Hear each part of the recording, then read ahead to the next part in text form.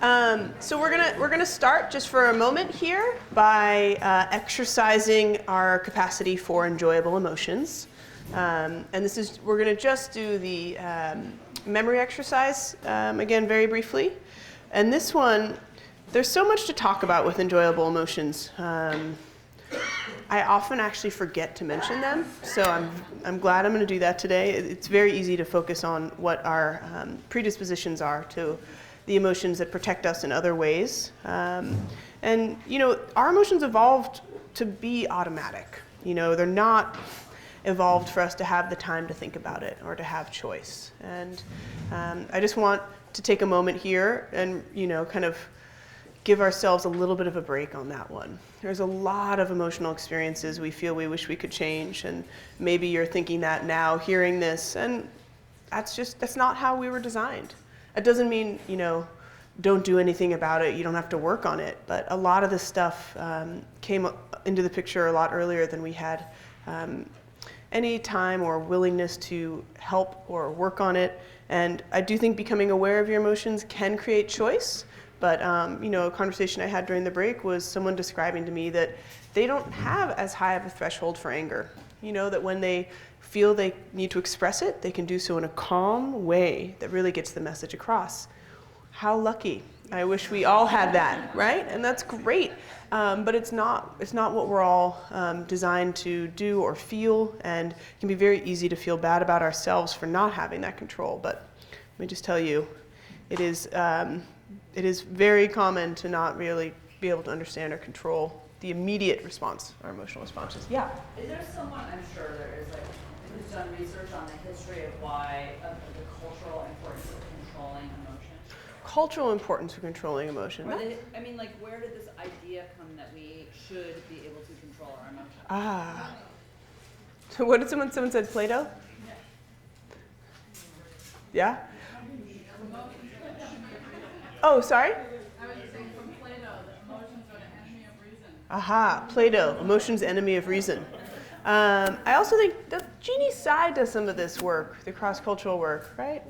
Jeannie Tsai, but that's more evaluation as opposed to why, less about why and more about the existence of why control. But it's very different. Is anyone in the room Greek by any chance? Or Portuguese? I've had students, Greek and Portuguese students both, who tell me that anger is very common and not personal in family relationships. And so that's very interesting to me. And the number of students I've had from both those countries, kind of give me the sense that there's ways in which discussion, especially among Greek families, Portuguese, it's almost always to the point of yelling.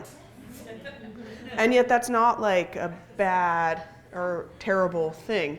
So yes, there's definitely, I will think about if anyone's done a good why. I'm gonna think about that in a moment here. But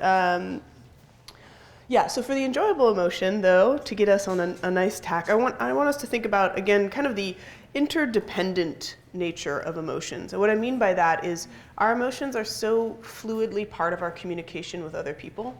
It is so much about interpersonal as well as intrapersonal interactions, meaning the emotions of others influence us so greatly for both destructive and constructive ways that in our enjoyable episode here, we're going to think about something that someone did for us that made us so happy. Okay? So we're going to close our eyes here and just take a minute to think of when someone did something for us that made us just feel so good, appreciated, or cared about. Okay? We're going to start now.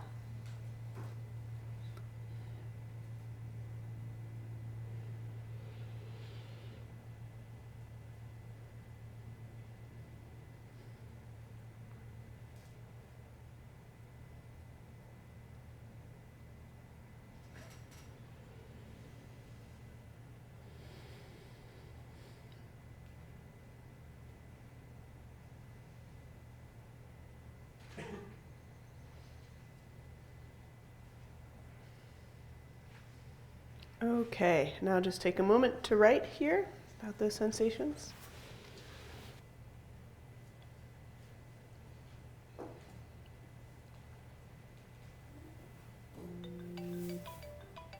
Okay. Now, in order to really get the most out of the next hour here, I would maybe encourage you guys to do this in groups and then get back to me, but I think it would be really nice to just hear from a couple people about their experiences doing any of these exercises. So if there was differences in terms of how you felt with fear and anger, obviously with enjoyment, but what was useful for you or what came up with any of these? I'll just say it was Yes. really difficult for me to bring back the feeling of anger. With the enjoyable one came back like that, and I didn't feel anything else as strongly. Fear was, I was able to bring that a little bit, but not anger was nothing. I couldn't bring it up. And what about with the face? Yeah, no. Okay, interesting. Yeah. I sort of felt like that, but I was able to recall it and bring it in, but it's like the intensity was not close to what I remember experiencing at the moment. Okay. It was not that far, away. It was about 2 weeks ago. Yeah. And I don't know if it is because, I mean, I started laughing at it, feeling I was like, it's stupid. Yeah. Why did I get so angry? Right. So, and I didn't know if it was because of the laughing that we had before. Yeah. Or why. Yeah. But the happiness, the joy one was just popped up. Yeah. That's good. Yes. Mm-hmm. Actually, the happiness one made me cry. Mm-hmm. I felt so happy. Yeah. in that memory. Yeah. And I really like anger. I'm just gonna be honest. Yeah.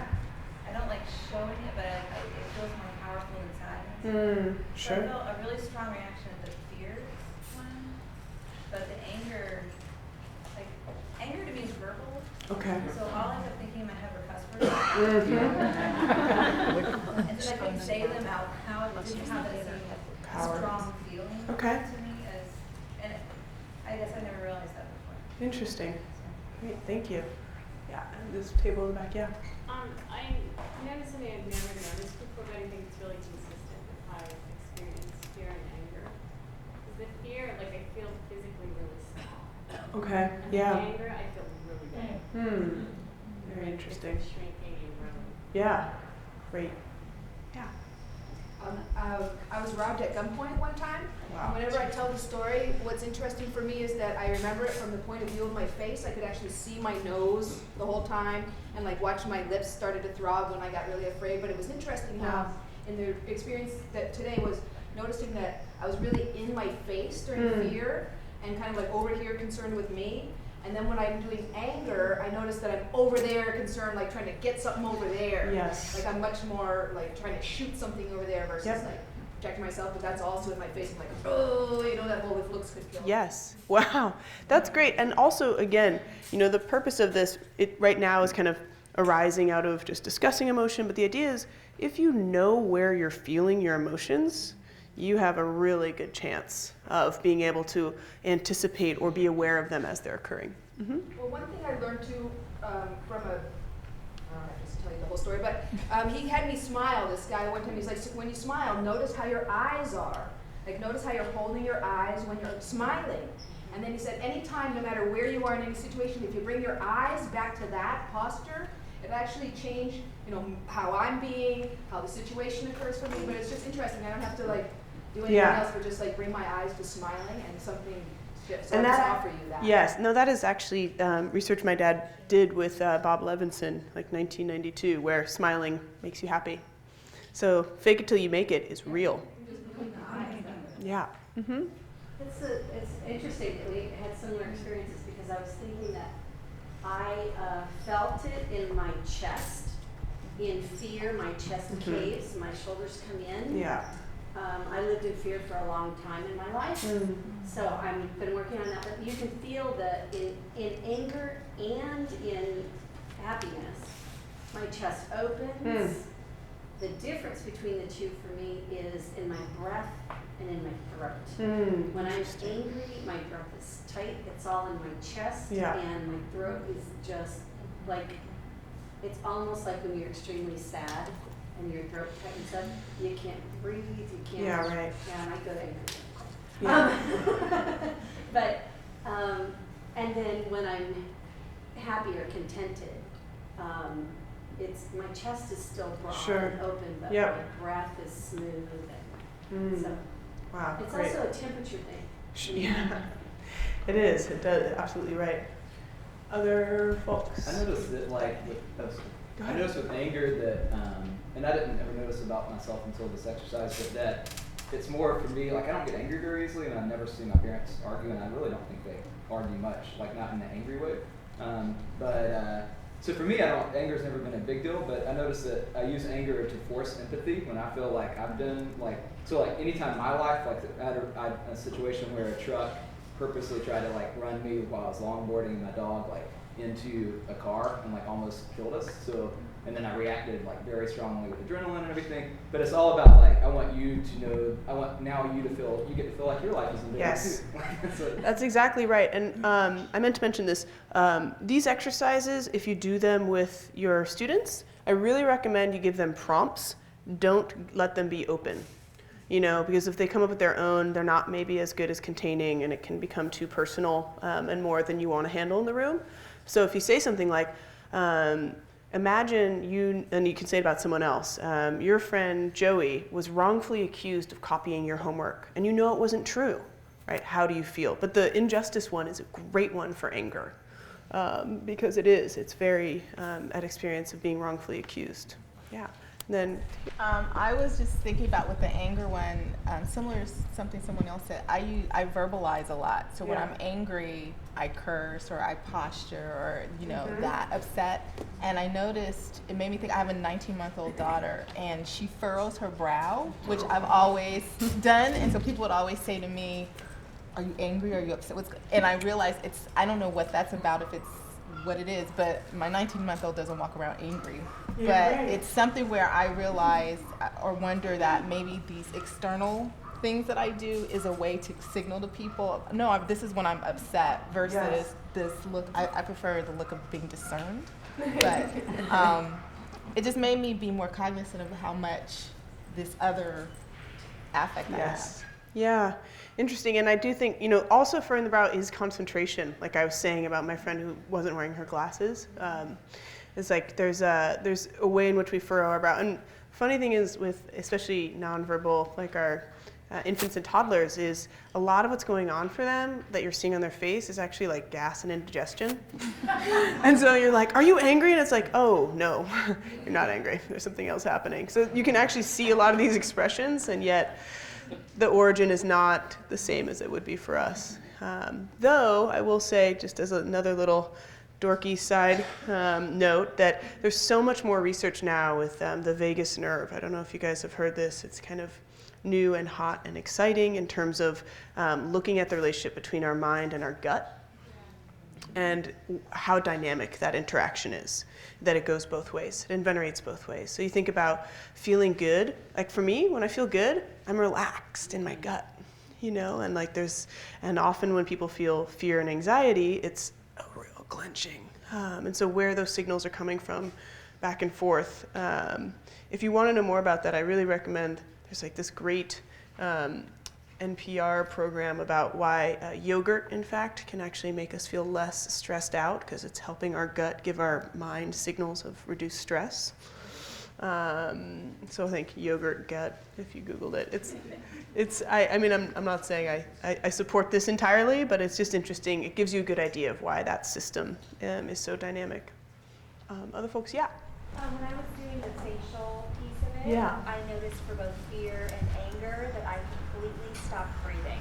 Wow, okay, yeah. And so the mindfulness is really important to sort of Yes. counteract that. Yes, absolutely right. And even the Dalai Lama, who we consider to be a pretty peaceful person, if nothing else, has anger, for sure, and is unaware of it when it first arises. Like the whole goal is, can you make a little distance between the so-called spark and the flame, between the feeling of the emotion and the way you react?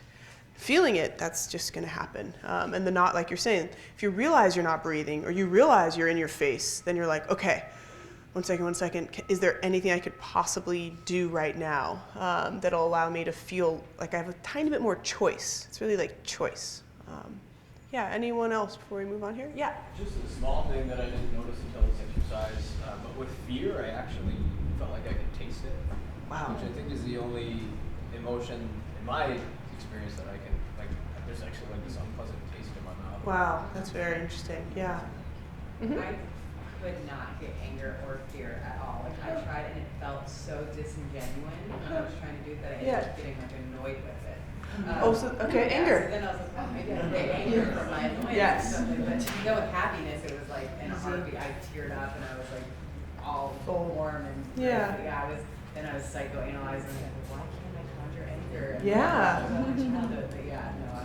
could not get anger or fear. Yeah, and there's a great variability of which of these and to what extent works for people. Could be that you practice it if you want to, and you are able to kind of get a sense, or the next time you actually feel genuine anger, if you have even like immediately after, maybe not in the moment you're aware, but like, oh, what was I just feeling? Yeah, I can think of times too. I can totally remember exactly what my body did and my mind did when I was angry, but I couldn't get myself to feel it right now. How about when you watch movies? I get really anxious if people are being hurt or sad or anything, so I'll get anxiety for people that are in pain and hurting. But I don't think I get too mad or Okay. Because sometimes movies can also be a useful prompt for people if you want to kind of elicit an emotion that isn't personal, right? That's not coming from your own memory. It's a lot of good stuff on YouTube. Okay, so now we're going to get into emotion and stress. Okay, and we're going to look at why understanding emotion helps us understand stress. This is a little bit of dense science here, but I think it'll be useful for you guys to see and have some more information points on. So this is a very basic illustration of what we really need to understand about the relationship between emotion and stress. So what you see is that there's this intensity and density, meaning a high experience and an experience that's happening frequently of fear, of anger, of sadness, of happiness. Any emotion can be stressful. So when we talk about the definition of stress, scientifically speaking, it's an overarousal of emotion. And when I gave that training to folks like working in juvenile jail, it was really, I thought, funny, because I went in and I said, who in here is stressed out? Raise your hand. Everybody raises their hand. Okay, who in here is emotional? Nobody raises their hands, right? And I said to them, if you leave this training with just this, I will be so happy. It's just an opening of a door to be slightly more aware of, if you really do want to help in some ways reduce your stress, go to it through emotion. And so you're thinking about this intensity, this density, this frequency. And density is like when you think about something that's opaque or dark versus clear. Density means you're having these experiences and they're unexpressed. So they're kind of getting tamped down, right? It's a density, a thickness over the intensity of the experience. So I'm angry, and you're not able to really vocalize, or express it in a way that feels empowering. There's no way to get it through. The action is incomplete. And then, Now this is going to take us a moment here. You can see this pretty well. So this is our timeline of an emotion, okay? So where does an emotion come from? Well, it comes from people, places, situations. Does anyone have an emotion episode they would be willing to share with us that they wrote down this morning? Okay, great. I have a teacher at school that cries all the freaking time, and it is so annoying. Okay. I do not have, like, she's wanting me to feel bad for her. Yes. Sympathy for her. Yes. But all I feel is disgust, contempt, Okay. anger, frustration. Great. Not great, obviously, but thank you. It's a good example. Yeah. Okay, this is great. It's not great, but it's very useful. So what we have here is the environment, and it's a person, right? And it's also the place and the situation in a way. Because if this was someone crying who is a friend, your reaction would be different. But what's happening in the environment here is there's someone in a situation that's inappropriate, and who's demanding, right? Because tears are demanding of us. And she's also asking for your help and sympathy. And then what's going on in here this whole gray matter, and our five senses, you were describing the physical feeling of it, is that, we have our entire life history of who we are that meets this person at this moment. Inside here, we call this emotion alert database. Now, on the next slide, that'll kind of be focused in on more. But what I want you to know before we take each part apart is the environment can actually be a memory as well, right? If I walk outside and see someone who looks like my childhood friend, and my childhood friend sadly passed away in a car accident, then I am triggered to an emotion that's pretty much my internal stimulus, right? Like it's something that's going on. So people, places, situations doesn't necessarily have to be someone confronting you in that moment. It can be reminding you of something in the past. Yeah? Of course, yes. The question was, can that be thoughts? And thank you for saying that. Yeah, it doesn't even have to be anything outside. Where those thoughts bubble up from, I don't, it's really usually during meditation, right? No, I'm kidding. But they come up and then they really create an actual, authentic emotional reaction, no different than if it was occurring at that moment. And for those folks who were able to kind of conjure their anger experience just by remembering it, right? That is there, and clearly with happiness. So we have this, with this like kind of dotted line and that enormous eyeball, what's happening right here is this automatic appraisal. We go around with an ability to not just see, but to really process the universe at all times. We cannot turn it off. We have no choice. We can't see something without its meaning or significance. Back to Plato and the ideal, right? Is everything we see, you see like a projector, or you see writing. Everything you see has its own relevance and context to you. There's a great kind of just writer, philosopher, artist, Roland Barthes, who talks about punctum, and this idea that whenever you see a piece of art, half of it is what's in there, but the other half is the punctum, what you bring, what this art reminds you of. And I think that's a good example for all of the experiences we have. We partially are experiencing them as they occur, and also filtering them through everything that has led us to where we are in our life right now. So you have this automatic appraisal. It's going through your emotion alert database, meaning all those triggers you've learned throughout your life. Seeing the gun, or seeing this person who reminds you of another. And so you have this whole other relevance occurring, meaning that, if we all walked out there and saw the same person who reminded me of my childhood friend, you wouldn't all have the same experience. You wouldn't all have the same database that I have, right? Now this seems somewhat obvious, but it's good to break down into little parts. And this is where we kind of get the trigger. So all of this is happening in under a 25th of a second. Okay, so we're like, boom, it's not a whole lot of choice. And trigger here is just like, it's a way of saying what then leads to our impulse or behavior. And this part I really want to emphasize, this refractory period. So when you're angry, right, all your vision and context is going into that moment of anger, right?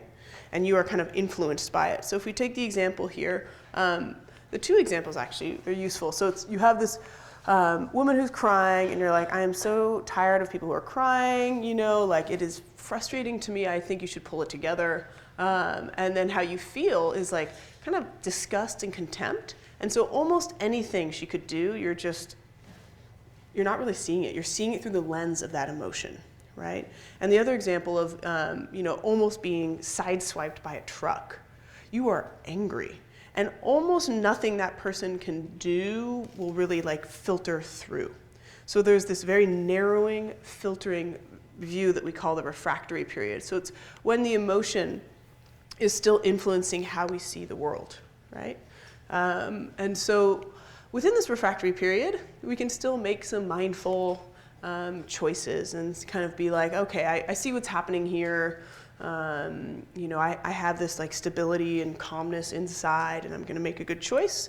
Or we have this kind of reactive and or suppression, meaning you act out and you say to this woman, I am so tired of your BS. This is totally inappropriate. I can't deal, which might be totally how you feel, but destructive in that it's not furthering future collaboration, right?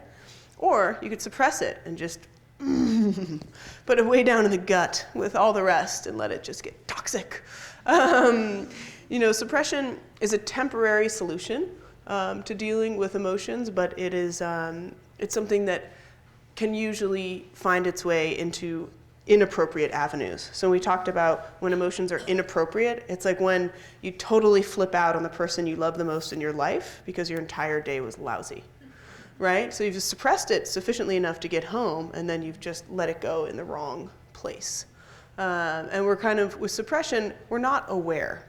So I won't get into too many nuances with this, but there's ways in which you can not show your emotion, but you're aware of it. And that's a very subtle difference to kind of just being like, I'm not dealing. I don't want to know. I don't want to understand. I'm not dealing. I'm suppressing. Even if we had our eye, even in like a sensory deprivation, maybe only in a sensory deprivation tank, could we be free of appraisal if there was nothing happening. We still have our thoughts, which are being kind of turned over, and thoughts coming to us. And it's really interesting to try to see things new. If any of you have done a retreat where you're supposed to eat very slowly and savor each bite and really kind of get into the detail. And we realize we take a lot of shortcuts with this appraisal, honestly. We see the world, we kind of already know it, we move past and just go through. And it saves us time. It's a very useful system to have. Okay. So we go from the trigger, and when I say affect program behaviors, that's a little jargony, but just to say that, we're triggered to the emotion, and then there's things we do.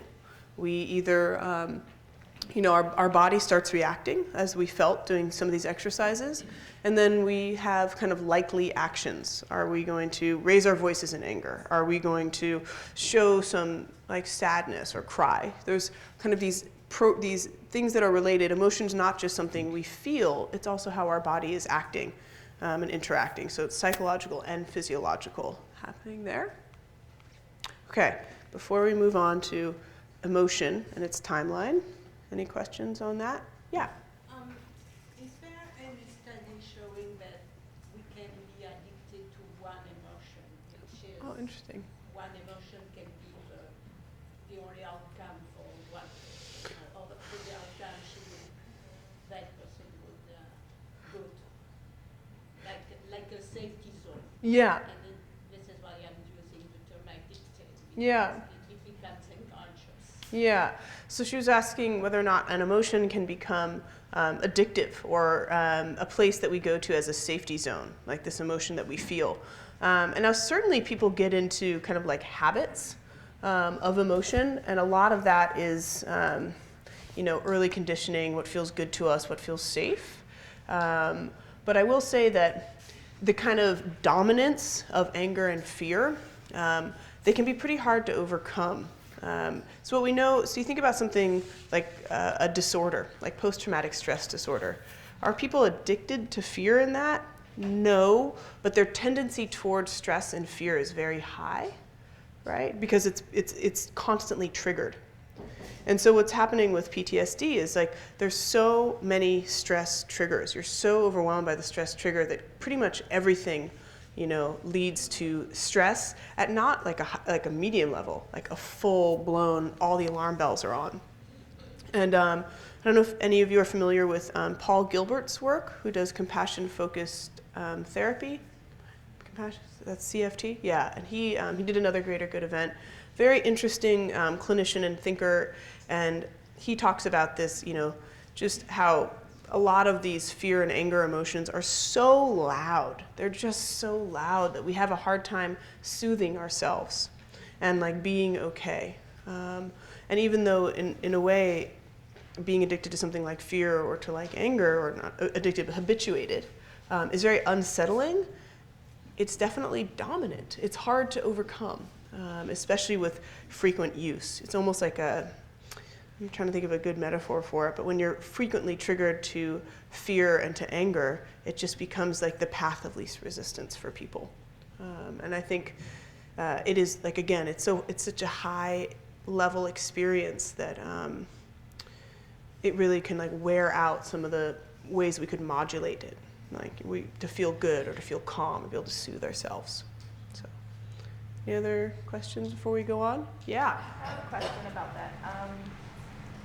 Guilt, like I've noticed that working in certain schools where we experience a lot of crisis or trauma, and then people feeling guilt when they felt happiness, and that kind of, or even feeling like I don't deserve to be happy because. Yes. Yeah. So she's talking about working in schools where there's lots of trauma and inability to kind of feel good and instead get into experience of guilt. Now, emotional trauma is actually like different than your everyday emotional experience. It's similar, it's a pattern, but like emotional trauma is this on a more like survival mode, meaning that you have even less choice than we normally do with emotional experiences, and it tends to kind of obscure our ability to feel other ones. Like our refractory period is just, we're always seeing the world through that emotion.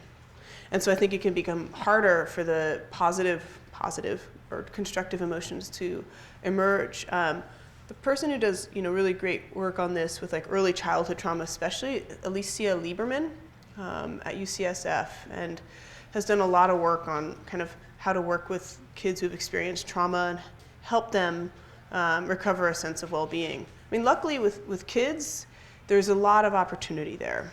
There is a way to kind of make them be hopeful for the future. But a very good question. When I get asked a lot I've done a couple trainings in Mexico, and there's so much exposure to violence and so much prevalent community-based violence there that the kids, they become very deadened and dulled and unable to feel happy. And it's a survival and trauma emotional reaction. It's not like what we call healthful emotional experience, and distinct in some ways than even these practices would be able to address.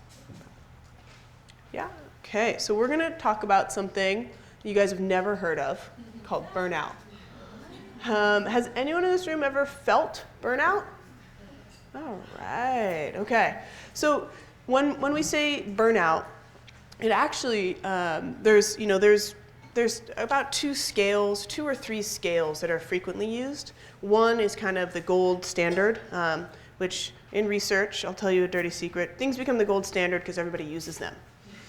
Not necessarily because they're the best, but I actually think this scale is really awesome, not just because one of my dissertation committee chairs wrote it, but no.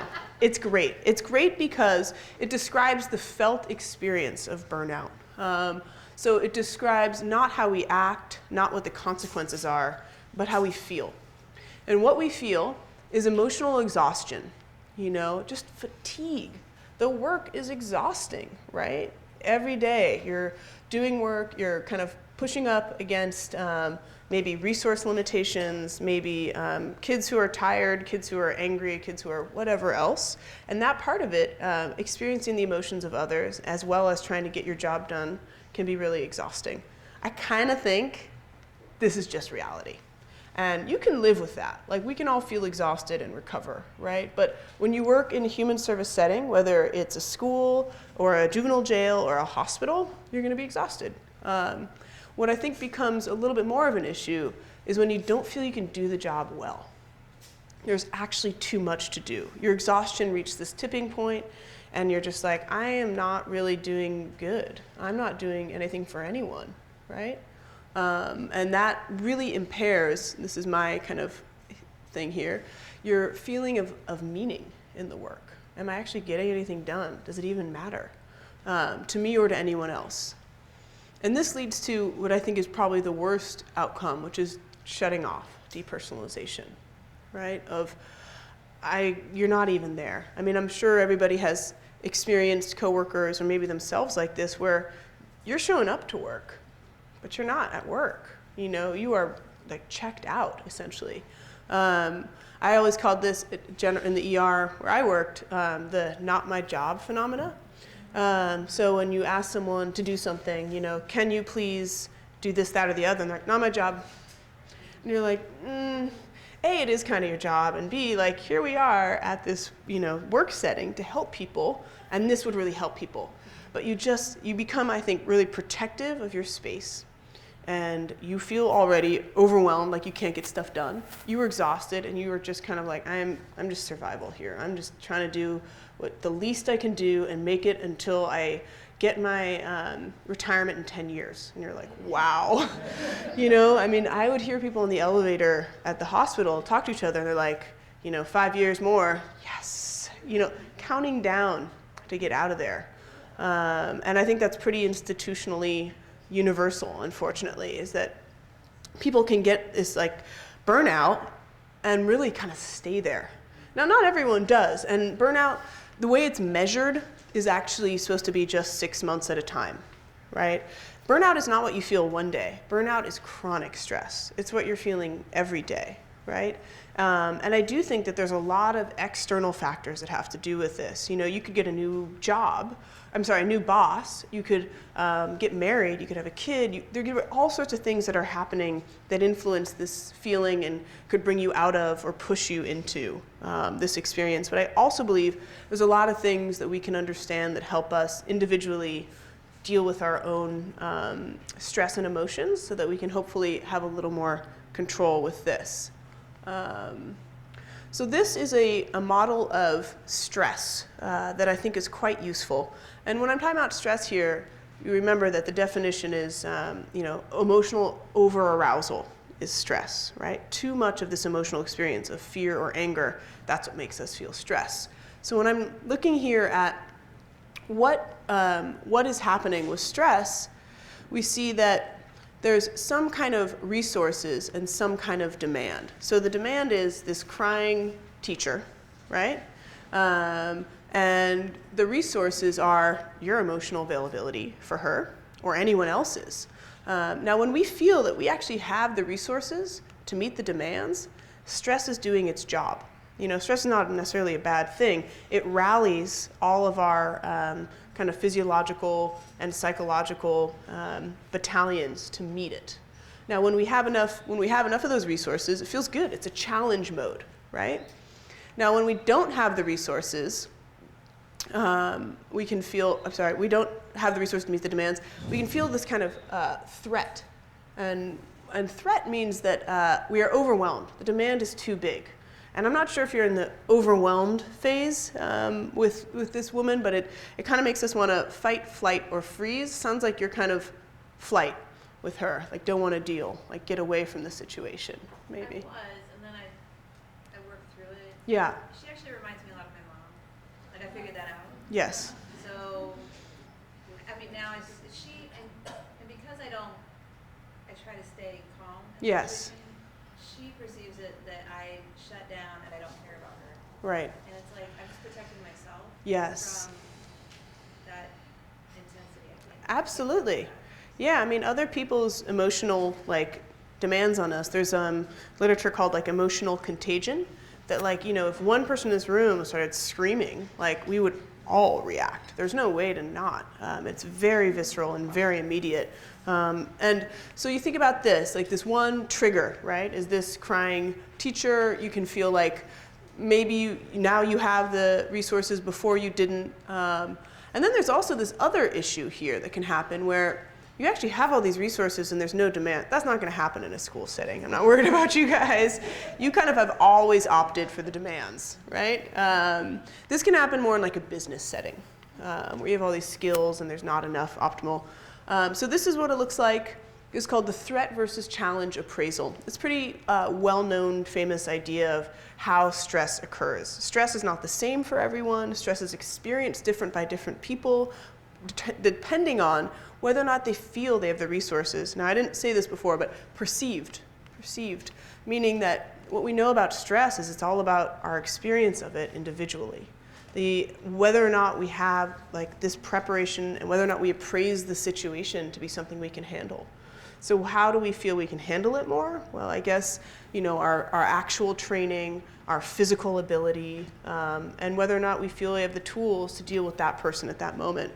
So here we go. This is one instance, but this is more like the actual workplace, right? It's not one trigger. It's all these triggers. And that's where I think like burnout really comes in. So burnout is not this fight, flight, freeze. This is what I'm going to do in this one instance because this one thing's occurring and I'm going to do it. This is what's happening all the time, and your strategy is just like, oh, I'm bailing. I can't. You're over it, right? And so I think it helps a little bit get the distinction here. So this was a list of like resources and demands. So here we are looking, resources, demands, what are the things people are asking of me, what do I have available? So your resources could be, you know, your emotional awareness, sleep, physical wellness, coworker support, supervisor support. And on the other side is almost its opposite, right? And as I was mentioning earlier, my research has really shown that this lack of support from coworkers can be a huge demand. You know, we always think it's the students or the system or whatever else, but it really, a lot of this interpersonal interaction is critical.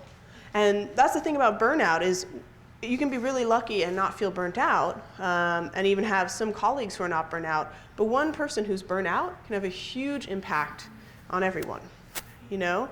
And unfortunately, you have to consider them because they are impacting your everyday environment. Okay. So this is the solution. Well, one moment here. I know we're in like a little bit of a lull. We have 20 more minutes. So I'm just going to have everyone kind of like rub their hands together, get a little energy. We're going to do this. We're going to do it. Okay. And then we'll just gently put this over our eyes for a tiny bit of relaxation. So much we're seeing with these slides. Okay. 20 more minutes? Yes. Okay, we can do it.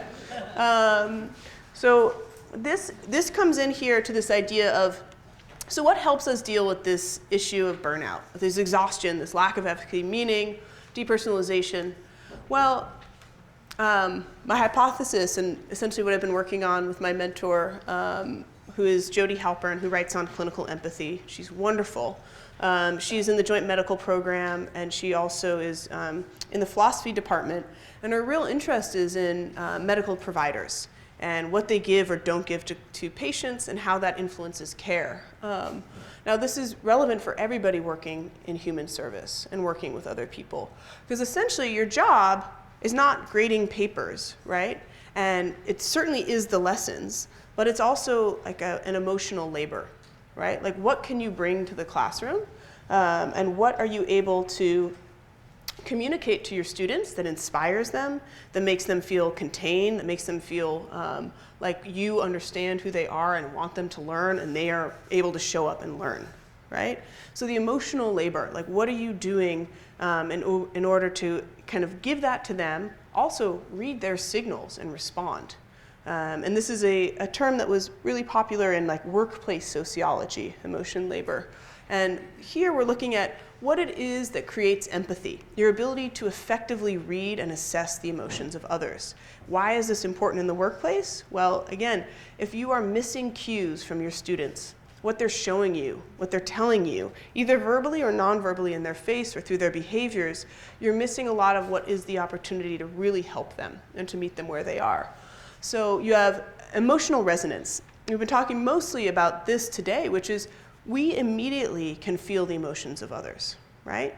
And if one of our students is crying or one of our students is fighting, we don't need to learn this. We have an immediate reaction. So it's kind of just your contagion, your sympathetic distress, someone else is acting, you're reading it. But this part here, the appraisal, why is this happening? What is actually going on? Now that part is really critical. If you have a student who's crying, but you know, they kind of cry. It's okay. They're going to be okay. Someone's going to take care of them. They just need some help. That allows you to kind of take a little bit of perspective taking and remove yourself from that distress of feeling their sadness.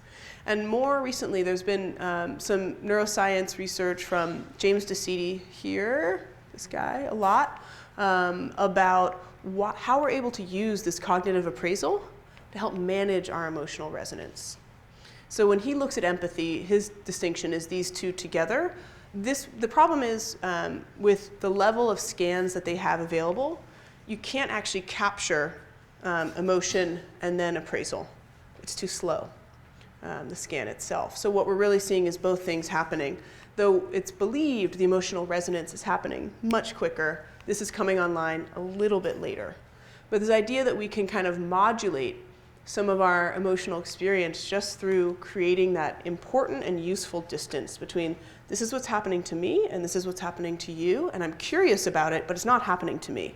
Because in some ways, this resonance, it's happening to you. You're experiencing the emotion of the other person quite profoundly. And then the idea is that it really allows you to kind of act and react to people and students and coworkers in a good way, right? So in this example, perfect here, your emotional resonance to her was like, oh my God, I really don't want to deal with this. And your appraisal is like, oh man, she reminds me of my mom. You know, like that's why I'm also feeling this strongly, and I understand that, and she's not, and I'm creating this useful distance. And now I can act in a way that's like useful, that like builds rapport, that does good things. Now, right now, this is like a theory, and it's a framework.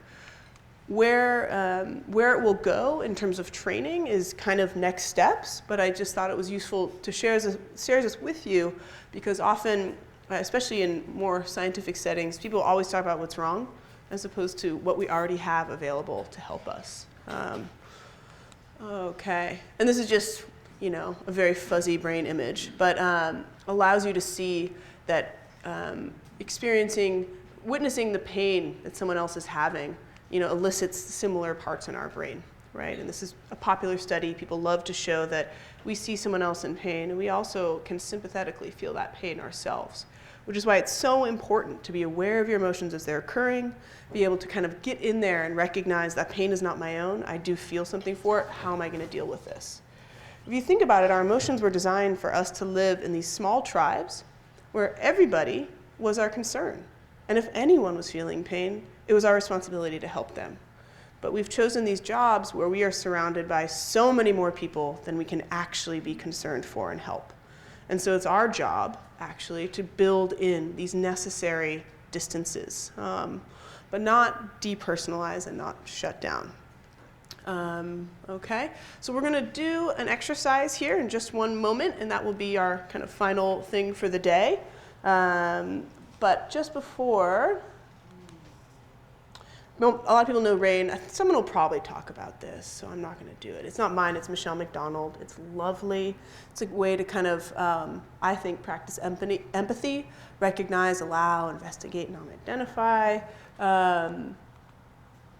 But I just wanted to just briefly get on depersonalization and dehumanization and why we so desperately do not want to become burnt out. Is because it really, really removes the importance of the work we do. All of a sudden, we don't really care about our students, and we don't care about their outcomes, and we do it in the service of protecting ourselves. Now, I think this is far more common in a medical setting or in a juvenile justice or criminal justice setting, right? Where it's just numbers. You know, your patients aren't even named, they're numbers. And same with in the juvenile justice setting or criminal justice setting. And you can very quickly learn to protect yourself from the suffering of others by just ignoring their humanity. And it does happen slowly, because as I said, we're kind of hardwired head to toe to respond to the emotions of others. Getting to the point where we have no response does take time. There's a question, yeah? Isn't another way of dehumanizing though also like complaining about people or going to the superintendent before you talk to them? Interesting. Because we got a lot of that at school. A lot of bitch fest, right? A lot of dehumanization, people just like their title. Their title, they're angry. Or like, I won't tell you that I'm upset with you. I'll go to the Oh superintendent man, of schools and yes. have him tell you. God, there's so much of that. And actually there's a whole field of research called cynicism as like a construct to be looked at, often among like police officers even too, but medical professionals and human service, so schools as well. And there is, this kind of, it's a real lack of empathy. And in these vignettes, there's actually one is with a student and one is with a coworker. Because being able to actually tell and communicate what's happening to someone does require a little bit of strength and courage.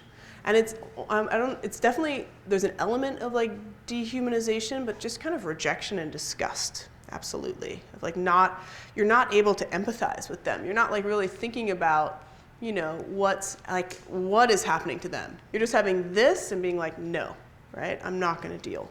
It's a great example. So just like, tiny little bit of how quickly we can have these issues occur. A lot of people know Zimbardo's prison experiment, and he essentially like turned a whole bunch of volunteer students into half of them guards and half of them prisoners for the day. And very quickly, within 3 days, things got like totally outrageously out of control. And people took their new role as a guard too seriously. And it was just, you know, amazing how without any training or without any instruction, people kind of went to this very powerful, deep, and dark place. And the majority of social psychology research after World War II was trying to understand what are the conditions that make people bad, right? Or what make people, who are bad people. And I really biased it by saying that because I don't believe in bad people. Sociopaths are this tiny, tiny portion of the population, and yeah, they're bad, right?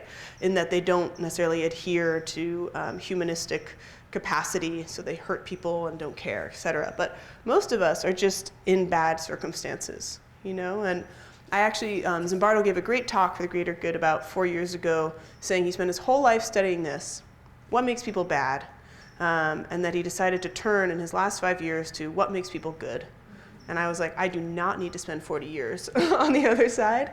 But the way he describes it is, there are not bad apples, there are bad barrels. So again, to emphasize this fact that, you know, within your school environment, in the culture, and if there's someone going to the superintendent instead of talking to you, that's a bad barrel, right? Because it makes everybody act and react in this very charged and difficult way. And now, actually, you need entire system cultural change to identify it. We can start at an interpersonal level of discussing emotion and being like, I hear what you're saying here. You know, I know you're upset. I mean, it's almost like you need the kind of restorative justice practices for interactions with your coworkers. Like, let's take these grievances together instead of to this high level. Okay, so do you guys have these little vignettes here? Do they have a little? Yes, okay. So we don't have much time, but in your group, I would like you to choose one of these vignettes. It says vignette 1.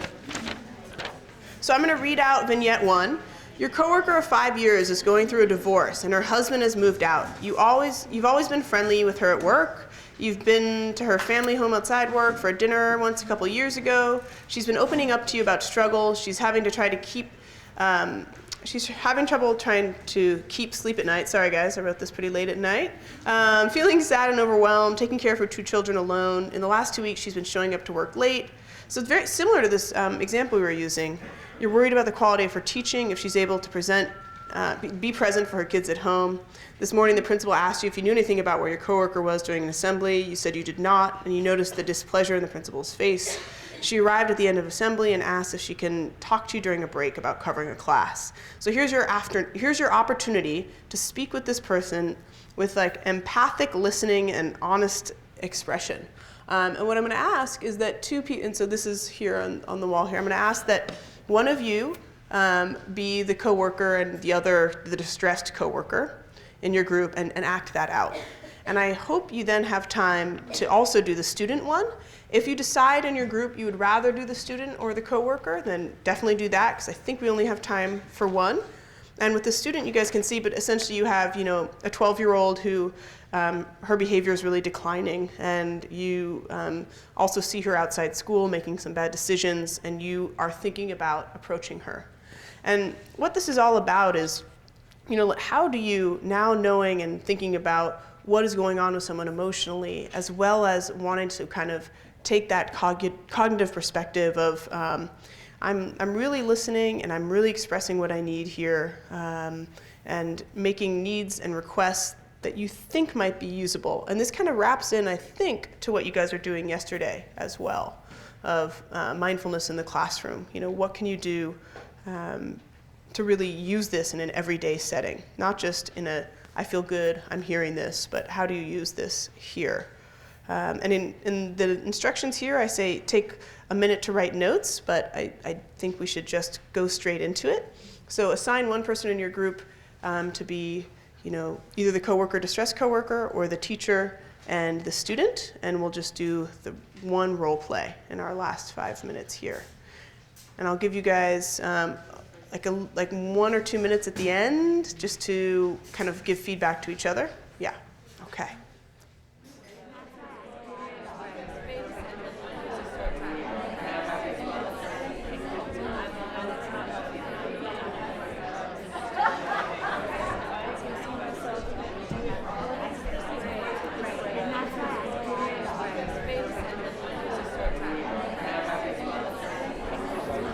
Hello, hello. Aw, good. So, hello, hello. Yeah. Hi. Are you guys hungry?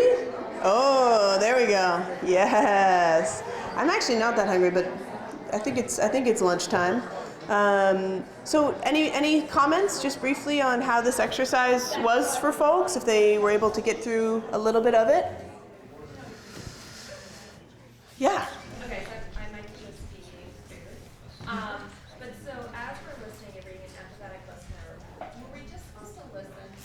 I mean, were you ever supposed to, like, so you had those, I didn't know if I had the toolbox yet to know how Yes. to really do this. Yeah. Not move into coaching mode. Yes. Or not move in, wasn't moving into judgment mode, but I felt like I needed a little bit more Yep. of the toolbox to make sure that I was being empathetic and holding up and supporting rather than adding more responsibility. Yes.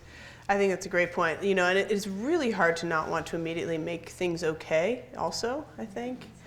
And kind of allowing people to just be heard. So I think that is the objective, right? Is to be able to listen before you jump in with suggestions and ideas. But great. Anyone else? Yeah. So this reminds me of nonviolent communication. Yeah. That's what, and I was just wondering which came first, if this was something. This is from nonviolent communication. Yes. At this point, I mean, I was joking with Megan and Chris about this. It's like we're all a mixed bag of nuts. Yeah. In this world of training, and like you incorporate things that make sense and relate. And nonviolent communication is a wonderful tool. Talk about toolbox. Yeah. Other last comments? Yeah. One point that was raised during our discussion was similar to what we talked about earlier with the boundaries of the students, like Yeah. the coworker one. So, we're not really their counselor, we're their coworker and their Yes. friend. So where do you draw that line in this conversation of like, I'm not a therapist, I'm a coworker, but I'm also Yep. Absolutely. I mean, I think those boundaries with coworkers, I mean, it's like you want to be friendly enough so that they can feel supported, and it's so important. But yeah, you're not trying to carry the weight for them because you aren't their friend. And I think really being aware of how that feels every day. And especially, you are working in these environments where, definitely like cops and surgeons and folks who do these high intensity experiences get this kind of I'm going to say old boys, but old boys and girls club of no one understands what we do. This is so hard. You couldn't understand. And that's not inaccurate, right? Like unless your partner is also in the same field or your friends are all in the same field, like you do deal with things they can't understand. And using and being able to helpfully vent with your coworkers and not have a total bitch fest is so useful. And boundaries are about exercising them every day, right? It's never like, I'm going to set this boundary today and it's always going to stand up for me. It's every single day you set that boundary, whatever that is in terms of your coworkers or your students, every single day. And that's why the mindfulness practices help so much with these emotion or stress practices, because it gets you to be there every day. Yeah. My learning this year is that we probably spend more time at work than we do with our own families. Yeah. And I had a situation this year where I really started to realize that there were people who really did see the workplace as their friendships, because Right. they probably didn't have outside of the workplace, those kind of connections. Mm-hmm. So work became like, so when things didn't go right or happen in a way they wanted, Yeah. it really, so I really heard you when you said it's the barrel. So what was the structure that, or the system we had in place to support people where you can have collegial connections, but that cannot be in lieu of the work? Right. Absolutely right. And it's really hard to not become invested in the identity that you build around work, because you do spend so much time there. And yet, it's not everything, because nothing is everything, right? Very good. Yeah. What do you recommend? So you said that like one person can come in and kind of be the contagion, right? Mm-hmm. So is there any research that shows like what do you do to help neutralize that effect? Well, there's so much research on burnout and so little research on helping burnout. But that's the story of academia. But the one thing that I think, the one approach that seems to be more effective than others is you don't like go in and be like, you got a problem, we all need to deal with you. You give everybody the space and opportunity to like raise themselves up. So let's say you were in a school and you were able to suggest to a principal or counselor like, hey, I think we should all do this mindfulness group or this emotional skills group. And even if you just do it once or twice, right? You give everybody the tools, and then the people who need it the most use it the most, and everybody else uses something. So if you are able to organize a curriculum from what you're learning here that feels good to you, and you're like, I'd love to share this as part of some sort of building platform, I think that's the ticket. Because if you target one person, it generally doesn't work. And giving everybody the vocabulary is the ideal. And I do think data is great as long as it's within reasonable bounds to change, for sure. Yeah, and making it not personal, moreover. And in the back, How does demoralization of a teacher fit into burnout? Is that just one of the reasons for it, or how does that fit in? It's a very good question. Did people hear that? How does demoralization fit in? You could call them synonymous, but I really think that a key point here is that when you don't feel you have the efficacy, you don't feel you have the meaning. And that's what really kills morale. Like when you're, like again, whatever it was your motivation to begin this job, right? When you lose sight of that because you don't feel you can do it well and you don't feel anyone appreciates you, and moreover, it just creates stress, I think that there's like a lot of causal links. And when I did this training with Chris in the juvenile jail, all of those guards, every single one of them said they started the job to help kids. They wanted to help kids who had high needs. And unfortunately, the majority of them felt they didn't do that anymore. So instead, they were just angry about management and scheduling and all this other stuff. When you dug down deep, what you really saw was that they felt that they weren't able to help kids. So why put up with all the rest? So I think when your morale gets low, your ability to kind of, feel like you have resources and to really get in that challenge mode, no, you're in that shutdown and threat mode. Did they still want to help kids? They did. Was that even lost? No, they did, and sometimes felt they could, but often felt that it wasn't built into the way their schedules were organized. Yeah. I just want to close by thanking you guys really so much for showing up today here and participating and being here. And as you may or may not know, it is the Pride Festival in San Francisco, and I live in the Castro. So it's in my backyard. And I was thinking, at the end of the day, you guys were asking, how do we bring these messages back? And how do we allow our coworkers and staff to be open to this? Where does the paradigm shift occur? Is it possible? Can we talk about mindfulness? Can we talk about emotions? And just listening to the partying on my street last night and realizing how much has changed politically, even in the last week. And I was like, we should all be very hopeful that paradigm shifts occur. And they begin here, right? They begin with us, all thinking about what does it mean to change the way we cope with stress, to change the way we cope with a classroom setting. I mean, you hear everyone say the most important thing is our kids, right? And you all know that. And yet, how do you get the support to be able to do it? And so I'm just so glad to be here today, and it has been great to be here with you. So thank you.